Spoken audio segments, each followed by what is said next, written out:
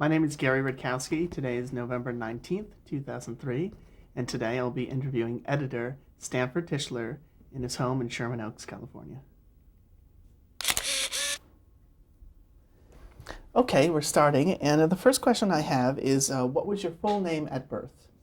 Stanford Allen Tischler, And where were you born and when were you born? Wilkes-Barre, Pennsylvania, December 25th, 1921. Okay.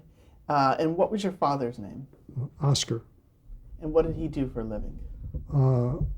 He was a chemical engineer and a politician. What, in terms of what? Did he run for office? No. He was in politics, but he was mainly a chemical engineer. But then he floated into politics, and he was he was. He was the city milk inspector for Wilkes-Barre, Pennsylvania, and then he became the state health inspector for the state of Pennsylvania. And what was your mother's name? Lena. And did she work? No, she was a housewife. And did you have siblings? No brothers or sisters. So you were only child. Only child. And you were growing up in I grew up in Wilkes-Barre, went to high school in Wilkes-Barre, and then I went to Bucknell University. And what hobbies did you have growing up? Nothing particular. The normal, your little baseball and this to play with the kids. No hobby that I was crazy about. Mm-hmm. Did you listen to the radio? Yeah. Mm-hmm. What kinds of shows were you interested in? Little Orphan Annie, Amos and Andy. Gosh, I don't remember what other shows. And when you went to college, Bucknell is near where you live, right? It's in Lewisburg, Pennsylvania. Mm-hmm. A few hours from where you live. Yeah, it's a few hours away, though. I boarded at Bucknell. I didn't go back and forth. Mm-hmm. And how long did you study? I studied for 2 years. I took business administration. The family wanted me to come into one of the family businesses. They were scattered all over town, and I didn't really want to. I wanted to come out to Hollywood. Was there a specific... I knew some people that had come out here, and I was crazed about it. I liked the fact, the sound of California and Hollywood.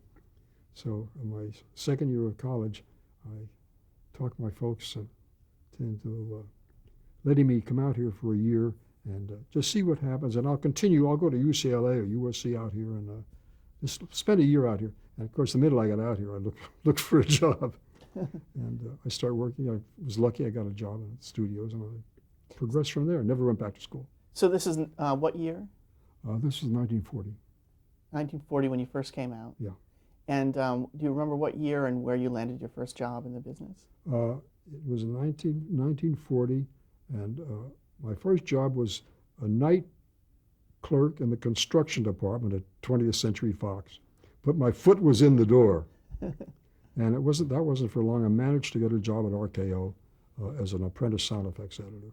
Okay. Which was, everybody had told me, be an editor. An editor is a smart thing to be, an editor. So I managed to get a sound effects editor at RKO, which was wonderful. I was on my way. And what kinds of things did you do for RKO? I carried film. And then I became an assistant sound effects editor and became a sound effects editor, and the war came. And I went into the service for about 3.5 years. Now, going back to RKO, what was the studio like at that point? What was it like driving in the gates? At that time, I didn't drive in the gate. You walked in the gate. You parked on the street and walked in the gate. But it was a small studio, compared to things now. It was very small, and it was friendly, and it was a joy working. It was real joy. And I was still interested in editing, so even though I was doing sound effects, it's assistant sound effects, I would always watch the editors. And any chance I got, I'd go up with the editors and see what they were doing. Who were some of those people? I came in at the tail end of Citizen Kane, Bobby Wise. Then Bob did Magnificent Ambersons. Mark Robeson, Eddie Dimitrick, Theron Worth, a lot of editors who have now become big directors. What do you remember from looking over Wise's shoulder on, say, Citizen Kane? I remember one thing Bob said was that when he reads a book, he automatically sees it in cuts. He sees the visual thing, and this has always stuck with me. To this day, if I read a book, I always see how it would go together, what would happen. Now, Citizen Kane was sort of a big deal at the time. Did you ever meet Orson Welles or see him? I was an apprentice there, and I drug film around. I carried film from one place to another, and just stepped out of the way when he came by. So when you finally moved up to being a full-time sound effects editor, did you get to do a movie before you were drafted? No, I don't. I think I just helped on a couple of things. I don't think I was to the point where I did a show. Mm-hmm. The draft came, and I was in August of '42. August of '42. I was drafted, and that was that. And what did you do in the service? In the service, I went in. I had been in the picture business, so when I was interviewed, I was, oh boy, I'm an editor. They didn't ask whether you're a sound effects editor or what. I was an editor. Let it go with that. I was sent to New York for some more training, and then I ended up in a thing called the Third Signal Photo Outfit. It was a group of about 30 or 40 of us, and we were We were a complete little unit by ourselves. I had about 7 or 8 of them, I guess, on the service. But we were trained to do all the jobs of a studio. We had our own motion picture lab. We had a still lab. We had still photographers, still motion picture camera. I was the editor. We had projectionists, and we all could do any job in case something happened. We could take over. And when you say you went to New York were you studying film editing there? They just anything in motion picture, just to be anything in motion picture. Mm-hmm. It was. So do you think were you ready for the job of being the film editor? Yeah, I was ready. Mm-hmm. It wasn't film editing like sophisticated film editing. It was cutting documentaries, cutting war footage, and putting narration over it. What kind of film were they shooting? Is this 16? Well, in New York, it was at Fort Monmouth. It was just a school, but when I got into the Third Signal Photo Unit, 35 millimeter, and Lord Mountbatten, the British, wanted a film crew in Ceylon, and he wanted an American film crew. And on Lend-Lease, we got sent to Candy Ceylon, and we were his crew, his whole film unit, and we made shows for Britain. We sent out every 2 weeks. We sent a show of what Lord Mountbatten was doing in Burma, the whole Southeast Asia Command. And when you were looking at this footage and running through it, was there some stuff that was really startling or that really affected you? Actually, it wasn't that exciting. The war over there wasn't any real battle stuff. It was the Japanese were moving here into Burma and Rangoon or here or there, and it was just the troops moving and how we were advancing, how we, the British, were doing our part to win the war. Was the footage being used for newsreels? It was being used for newsreel. Also, every 2 weeks we would send a completed cut version of what we felt was a good 2-week newsreel, actually, to Britain, and it was used there. And what were the years that you served? I served from 1942 to about 1945, I guess. Mm-hmm. And then you immediately came back to Los Angeles? Yeah, well, I came back, but before our unit closed in Ceylon, and I was sent to New Delhi. I was back in the American Army. I was sent to New Delhi to do the Burma stuff, and that was stuff going over the Burma Road and things like that. Yeah, when that was over, I was sent back to Los Angeles, and I got my old job back. At that time, if you're in the service and if you were working at any place and you went into the service, your job was open for you when you came back. And I got my old job back as a sound effects editor. Okay, so now you're back, and so now you must have been assigned projects. What were some of those? Let's see. the thing Capra did. Well, he was doing It's a Wonderful Life. It's a Wonderful Life, yeah. It's a Wonderful Life, which I thought was great. And very sad. It didn't win the Academy Award. That year, best years of our lives, I think, won the Academy Award that year. But I did the Capra thing, and any show that RKO had, I was part of right on down the line. Did he work specifically with the sound effects editor? No. What would happen is the way the sound effects worked. Incidentally, I did not like cutting sound effects because in those days, it's different now, but in those days, it had to sound natural. There was nothing you say, you know it's a sound effect. But everything had a sound of just as if it was shot that way. And they shot a lot of stuff silent. I did an awful lot of westerns. And all the westerns, anything outside was silent. And yet the horses and the this and the that and the gunshots and the ricochet. But you got no recognition. The picture was done. You would run the picture for the director or the producer, and you take notes. This had to be done. You'd take the film back, and you'd try to make it as natural as you could. You had a sound effects library. There was some sound they shot with the movie, and you would go, and it would be done, and you send it up, it mixed and put together. If it was good, it was okay. Next show. If it was bad, you were a complete idiot. I hated sound effects editing, but. So your sound effects library, was it on records? No, it was on tape. On tape, on film. Just like any library, except it was sound instead of picture. And you built the shows. The last sound. And you would have a number of tracks that you would be. Yeah, you'd have maybe some shows would have 12, 15, 16, 18 tracks. Plus music, plus dialogue, all mixed together in the mixing stage. Did you also do Foley work for these? You did Foley work too. I know I did one with Bob Weiss. Damn, I wish I could remember the name of it. It was a boxing picture. I've got it on my list. The setup? The setup, yeah. God, you're better than I am. Yeah, the setup. We did the Foley on that, and all the prize fighting and the punching and this and that. What would would it be actual people fighting? Actually, we did the Foley with the footwork in the ring, and the punches you would hit. You'd hit different things for different sounds. You wouldn't fight. We'd shuffle around to get all the sound, but the punches itself were like a fruit or watermelon fruit or something. Watermelon. So we'd hit to work. Getting back for a second to Frank Capra, I don't know if I established. Did you actually meet him and work with him specifically? I did work with him on the one show, yeah. And what do you remember about the experience of doing It's a Wonderful Life?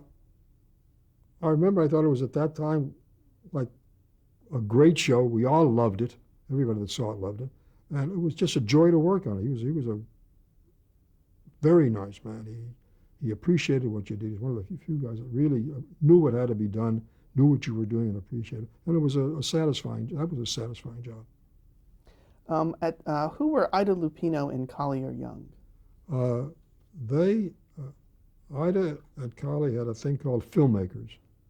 They were doing a show in conjunction with RKO, which at that time was taken over by Howard Hughes. And it was the only show left on the lot, and Howard Hughes wanted to keep the lot open and have something to charge to. So he kept that show. If that show wasn't going, all the overhead was someplace else. So he tried to keep the show. And the show they were doing was called Hard, Fast, and Beautiful. Claire Trevor, Keith Brazell, Sally Forrest. It was a story of a gal who was a good tennis player from a not-too-rich family, meets Keith Brazell, who belongs to a real fancy country club, and Claire Trevor, the mother, pushes the girl to go with him and be a tennis player, and she gets into the club because of that. And that title, wasn't there a different title and then it was changed? Yeah, the first thing was Mother of a Champion, which I thought was a lovely title, but Mr. Hughes thought Hard, Fast, and Beautiful was much better, so he changed it to Hard, Fast, and Beautiful. It sounded like a Walt Disney Donald Duck show. But At any rate, we had, the only thing that was left now was the sound effects, because the show was all done finally and we had the sound effects. There were tennis matches in the show, of course, and we had a tennis a library of tennis balls, hits, and we put it together and ran it for Howard Hughes, and he didn't like it at all. Didn't like the tennis. Go out and record it. So we hired two professional tennis players, and we went out and recorded a tennis match. And stuff came back, and we built a couple tennis matches, and we ran them for Howard Hughes. And in the meantime, he found out that there were men tennis players. These were women tennis players in the show, and he made us go back and reshoot with women tennis players because these were men tennis players. But he would, So it was just an excuse to keep just the show to keep it up. But we'd run the show for him. We'd get the stuff together. At night he would run it, and the next day we would get a list. I like the first tennis bounce where the second tennis bounce is. The first hit is no good, don't use it. The third hit goes where the fifth hit is. And then you put it back, and then you have to, and in those days you had to go to a lab. You couldn't, it wasn't like on tape now where you could just do it. You had to go to the lab, and then we finally finished it. And I ended up with boils and a complete wreck. Now, Howard Hughes, you would be screening it for him in person? He would come down? No. Nobody. We sent it to him, and we get notes. Oh, so he would watch it alone? He'd watch it, well, I guess alone or whatever, but we'd send it to him. He'd run it. The next morning, we'd get notes on a legal pad, what to do. Oh, he would handwrite notes? Yeah, we get a thing. The first tennis ball, no good. So first bounce, put it where the third bounce is. Fifth bounce goes where the first bounce is. And that was it. Could you describe Ida Lupino for me, personally and professionally? I think she was great. She was way ahead of her time. She was a real ballsy gal. She was good. She was sharp. She was a real filmmaker. She good actress, good director, good producer. And what about Collier Young? Collie had been, when I met him, Collie had been her husband, and they had this thing called Filmmakers. He was now married to Joan Fontaine, who was also part of Filmmakers. And Collie was a good producer, and he controlled Ida. He was he made the show run. Now, in terms of Filmmakers itself, that wasn't started until they left RKO. No, it was still Filmmakers at RKO. Oh. But they went as a unit. They left RKO and went completely independent. And how were you involved in that? I was sitting in the projection. The sound effects editors had their own projection room at RKO, and when we weren't doing anything, we'd go in there and sit. And I guess all the other projection rooms were busy. And Collie walked in one day, and they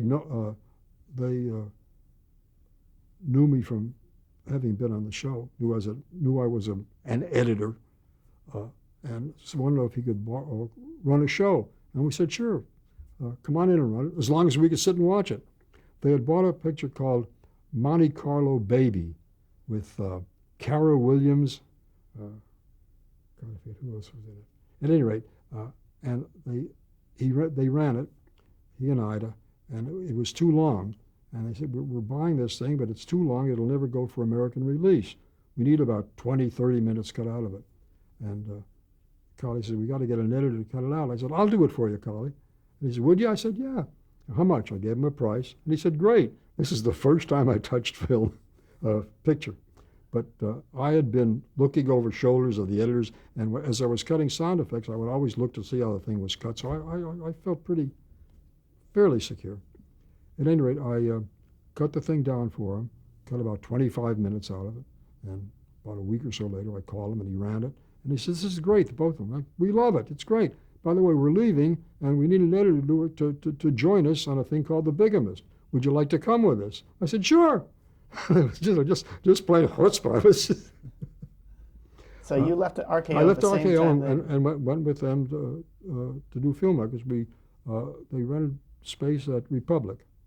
I did Bigamist, which they liked, which went out and was very, very, very good, and stayed with them for the full term of Filmmakers while they were in business. And where was Republic located? Where CBS is now, on Radford, in Studio City, on Radford, just right off Ventura Boulevard. And East of Laurel Canyon. what did you learn from editing down Monte Carlo Baby? Uh, I don't think I learned anything. I think I just uh, learned to just go ahead and do it. It didn't teach me anything, I don't think, but I just had a chance to feel film, and I felt that I did what I could, and it worked. And the fact that it was worked, I learned that if you do it right, it's good. And your feelings, how you felt about something, you do it. Now let's talk a little bit about The Bigamist. What was that movie? That was with Edmund O'Brien, Ida Lupino, Joan Fontaine, and Edmund Gwenn.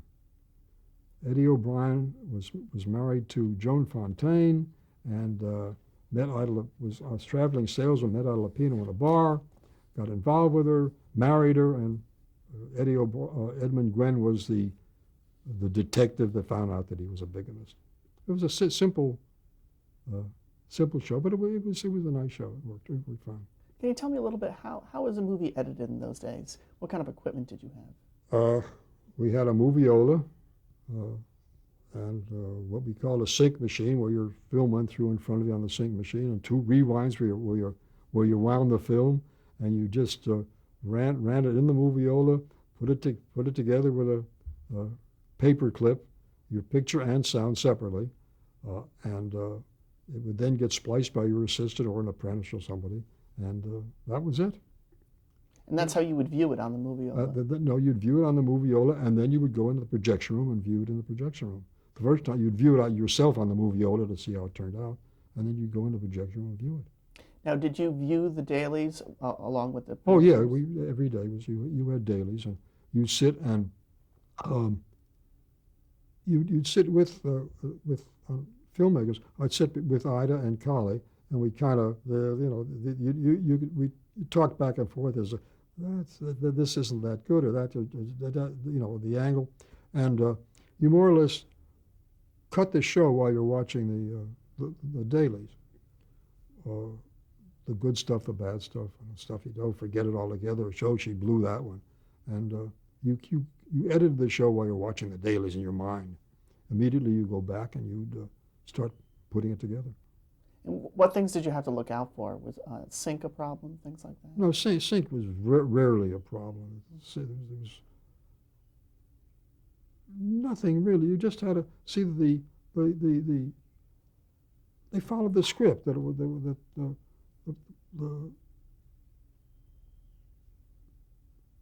cut by cut, you'd make a story. You never watch for anything in particular. Just what's good. Gee, he's good here, and her reaction here is good, or his reaction is good. He said that line. This line's better than that line, or this has to be in a close-up, or this. If we're back here, we can get it when he gets up and moves. This is the main thing. Would you recommend reshoots in certain cases? No, there was. I don't think with them we ever did reshoot. There was never anything that was that bad that we had to reshoot. Now, how was your experience with filmmakers as compared to RKO in terms of budget and facilities? Well, I never cut pictures for RKO. I never cut picture for RKO. I just cut sound effects. Mm-hmm. But filmmakers, out of necessity, was a very tight operation. It was not it didn't have a lot of money. So we watched our money wherever we could. We watched it carefully. I know you also made a movie with Don Siegel. What do you remember about him? Oh yeah, Don came in and he did a thing called Private Hell 36. It was Don Siegel's early days. And incidentally, Sam Peckinpah was Don's assistant. And Don was fine. I think, it was his early days. It was before he was Don Siegel, and nothing exceptional about him. It just made a nice picture. He and Ida had their little arguments now and then, but we got the show out. Then I think once or twice Ida did not like something Don did, and there was the usual director-producer hassle, and it was either reshot or whatever. But the picture turned out. Who would win those battles? Ida didn't lose battles. She not only won the battle, she won the war. What was her strengths as a director? I mean, could you just tell from the footage? uh, I think she was good. She was strong. She knew what she wanted. She knew it was good, and she had a gut feeling of what to do. She was like I say, a real bossy gal, and everybody liked her. The whole crew, everybody was. She wanted something. By God, they did it for her. Do you remember anything about Leith Stevens? I know he did. Yeah, Leith did the music on the filmmakers thing. Lovely guy. Was part of the group, and an enjoyable guy to work with. All right, let's talk a little bit about television. First of all, when did you first see television? Just in your life, yeah. Oh, did I first see it? Mm-hmm. Gosh, when the 7-inch screen was there, and the 10-inch screen was big, and there were one-camera shows. I remember that there was NBC was going to shoot a tennis match, and they took their television crew out to shoot the tennis match, and they were told by film people how to set up the camera, but they knew better, so they had one camera on this side of the court and the other on this side of the court. So now the tennis balls were going. They crossed the line, which you never do, and the tennis match was a big blow. Did you actually see that on the air? I saw the I saw the rough before it got on the air. I saw the rough. We were looking at it. We film people were don't listen to us, huh? But I remember my neighbor. I didn't have a television yet, and my neighbor had one, and they were at the races in Santa Anita, and hey, come on over, see the races. Oh, this is great. Look at this television. You're right there. God, I remember. And the horses are going to the gate, and just when they're on the horse's rear end, the tail goes up. Well, but that's the first I saw television. Okay, we're at the end of our first tape. We'll stop there.